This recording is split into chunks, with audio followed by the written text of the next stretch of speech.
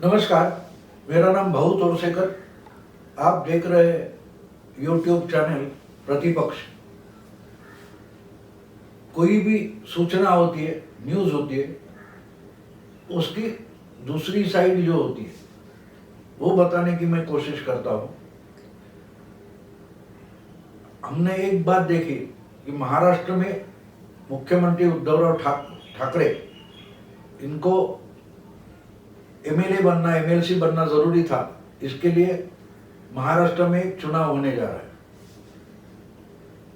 इसमें एमएलसी बनने के लिए गवर्नर से अपॉइंटेड जगह जो थी खाली, वो भरने के लिए एक प्रस्ताव पारित किया गया था और भगत सिंह कोश्यारी जो गवर्नर है, राज्यपाल है, उनके पास भेजा गया था।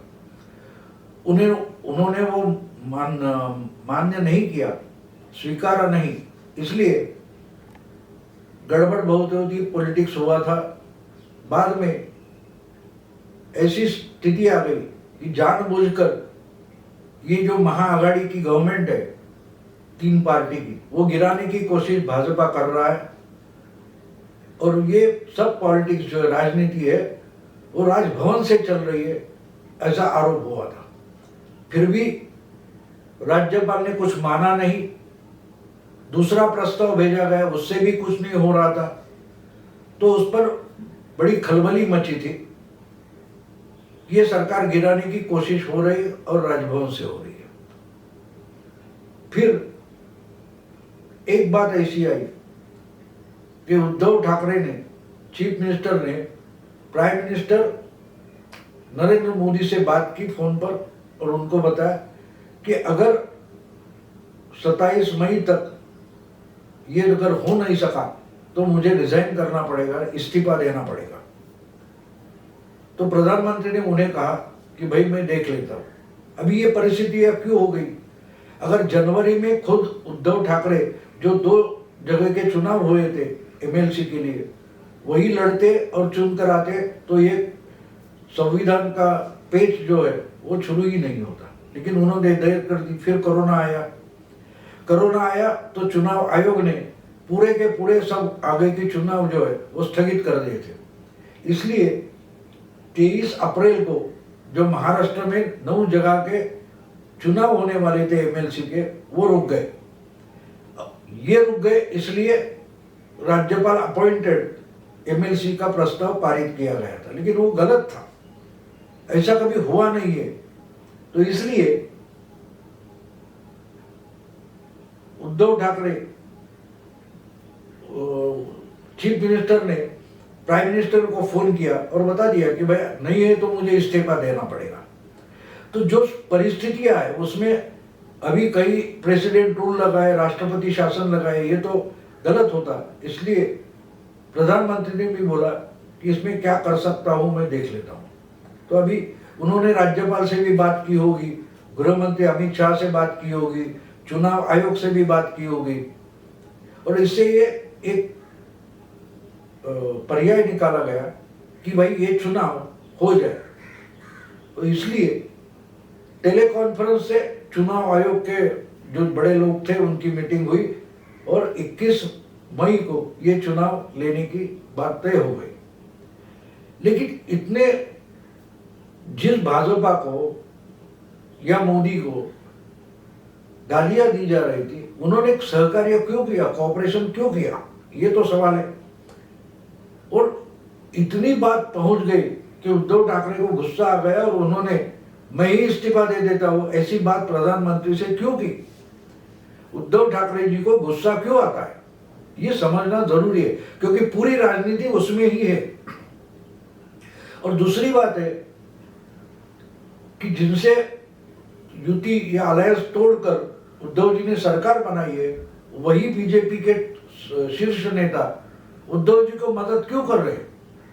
तो उसमें तो कुछ सौदा हुआ था, लेकिन उसकी चर्चा नहीं हुई। हमारे मराठी मीडिया में तो बिल्कुल नहीं हुई। उल्टे राज्यपाल का जो डाव था वो फंस गया, ऐसी बातें हो गई। अब ये बात होती है कि गुस्सा क्यों आया था और सौदा क्या हुआ, लेकिन उसकी चर्चा हुई नहीं। उसके बाद जब इमरजेंसी है इसके लिए ये चुनाव था और उद्धव ठाकरे जी को एमएलसी बनाने के लिए चुनाव था, तो करने के लिए भाजपा भी कुछ तो डिमांड करेगी। तो एक बात बिल्कुल सीधी थी कि अगर चुनाव होते तो जो आघाड़ी है वो 6 उम्मीदवार खड़े करती, बीजेपी भी 4 उम्मीदवार खड़े करती और वोटिंग हो जाता।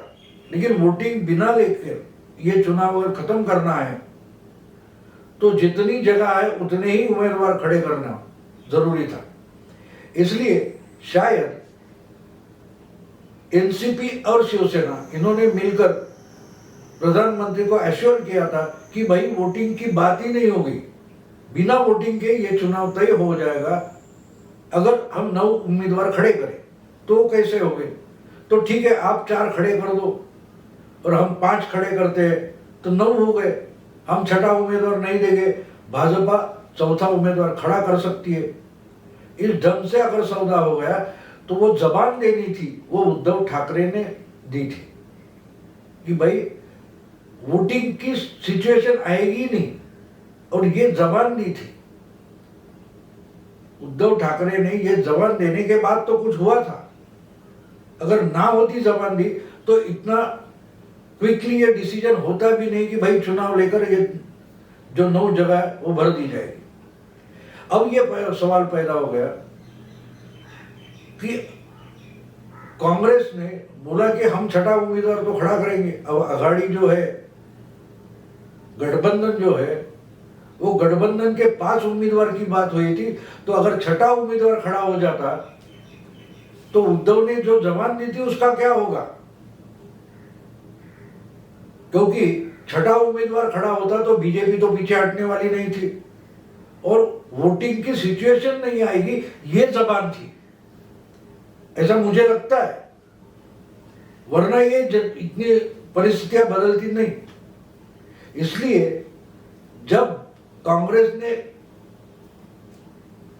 दूसरा उम्मीदवार खड़ा करना तय किया तो 6 उम्मीदवार अगर आघाड़ी के होते तो उम्मीदवार 10 हो जाते और वोटिंग लेने की सिचुएशन आ जाती है, तो वोटिंग होगी ही नहीं।